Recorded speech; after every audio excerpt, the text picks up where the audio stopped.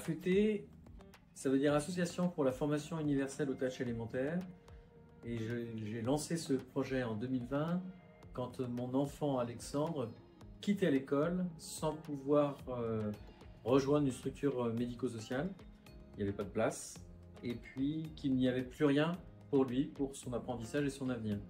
Et donc j'ai créé un projet d'inclusion qui vise à apprendre un métier avec des tâches élémentaires pour des porteurs de handicap cognitif et mental. Donc ça répond aux besoins d'emploi et d'insertion professionnelle pour avoir une vie comme nous tous, pour des porteurs de handicap cognitif et mental comme mon fils qui est autiste, mais pour d'autres aussi, qui peuvent être porteurs d'une trisomie, qui peuvent être multidys, ou d'autres handicaps encore qui sont invisibles.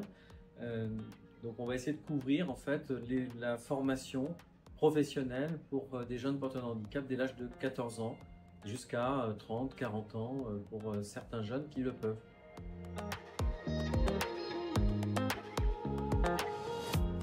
Le projet que je porte est un projet de société qui a besoin de porter un message, de passer un message au plus grand nombre à propos de l'inclusion, à propos de la capacité de travail de nos enfants porteurs de handicap, de nos enfants différents. Ils sont légitimes et ils ont une juste place dans cette société si jamais on leur en donne les moyens. C'est ça le message qu'il faut passer. Et pour ça, il faut casser pas mal de préjugés. Le préjugé par rapport à la différence, la peur de la différence, le fait de ne pas construire de chemin pour la différence aujourd'hui. Et donc c'est tout ce combat-là qu'on va embarquer dans ce, on va dire dans le projet d'inclusion qu'on porte. Donc on le fait avec Biscornu, qui est un traiteur événementiel. Et donc Biscornu, dans le nom même, c'est l'emblème et la symbolique de la différence. On veut démontrer que nos biscornus, nos enfants biscornus, comme des fruits et légumes biscornus, peuvent avoir légitimement une voie de valorisation si jamais on la crée ensemble.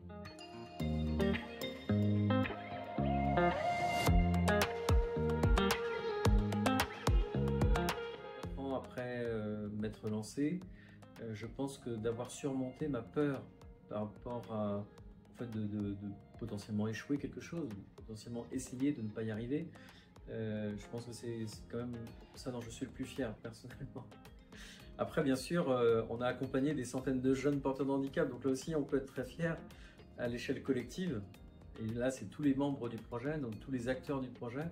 Et ils sont aujourd'hui nombreux, il y a plus de 60 personnes à travailler sur ce projet d'inclusion. Eh bien, je pense qu'on peut tous être fiers d'avoir accompagné déjà plusieurs centaines de jeunes porteurs de handicap. Et c'est pas fini, c'est que le démarrage.